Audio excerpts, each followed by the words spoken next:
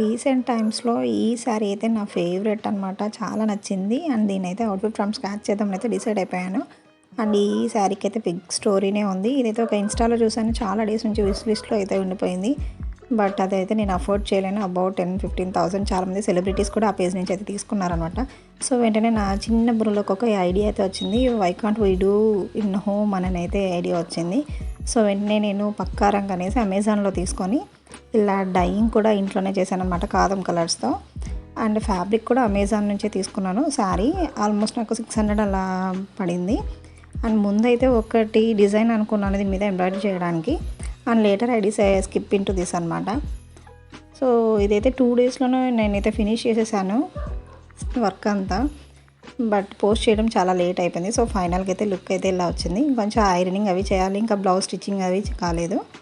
So మీకు కూడా నచ్చితే ఇది అయితే ఫాలో అయిపోయింది. నాకు లిటరల్లీ ఇది 700కి వచ్చేసింది అనమాట ఈ శారీ.